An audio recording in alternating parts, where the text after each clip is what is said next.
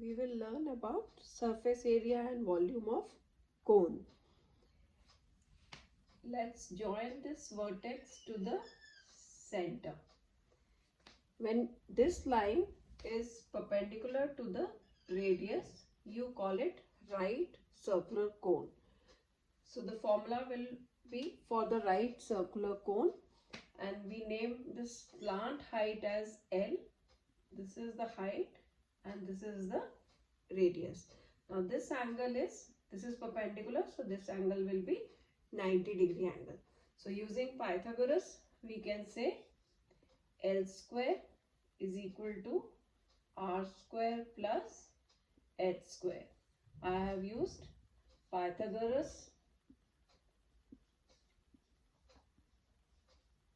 theorem,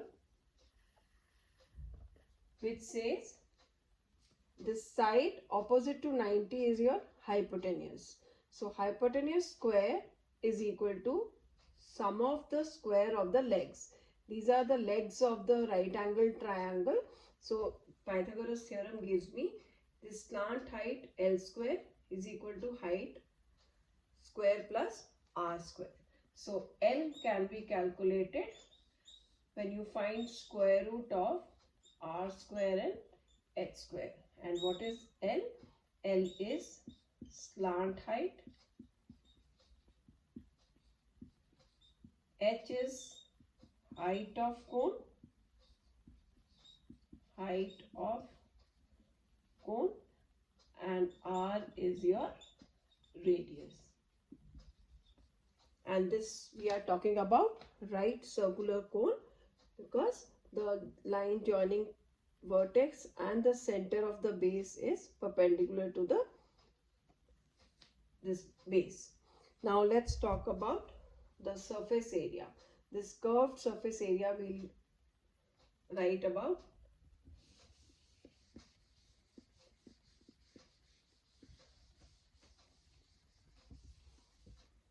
So this is somewhere you will see named as lateral surface area, but in case of curved one, we write curved surface area also.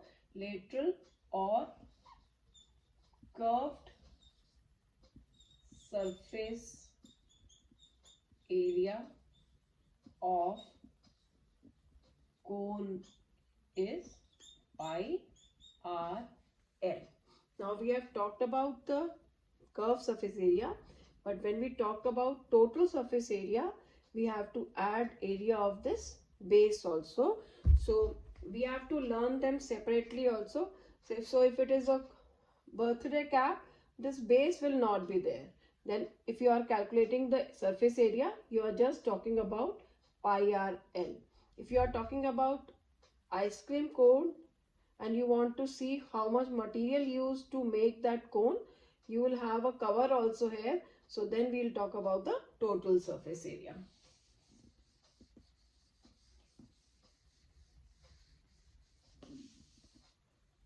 So total area of circle is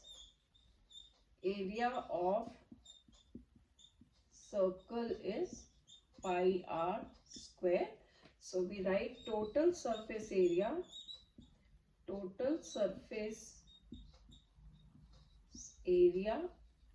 of cone is pi r L plus pi r square.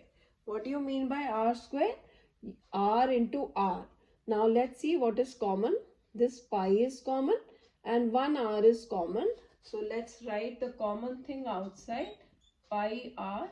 I am left with L here. This is L, the slant height. 1 r we have taken common.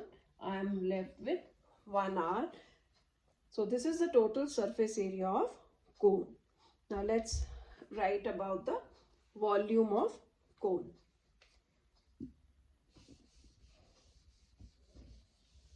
So again, depending on the question, you have to read your question very carefully.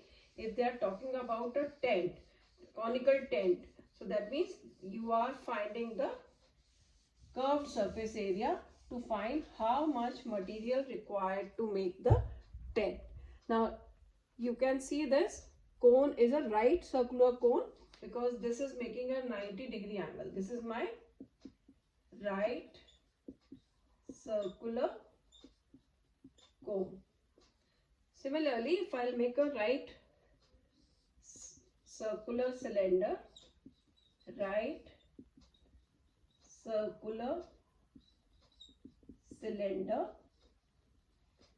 this is the top of the cylinder, this is the base of the cylinder. So this center, if you join, and this line is making a 90 angle with the base, so we get a right circular cylinder.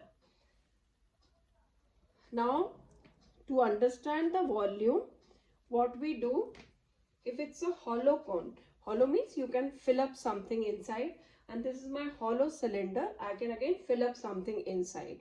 So if I take a cone, height is similar to the cylinder and radius is similar to this. If height is same and the radius is same, so we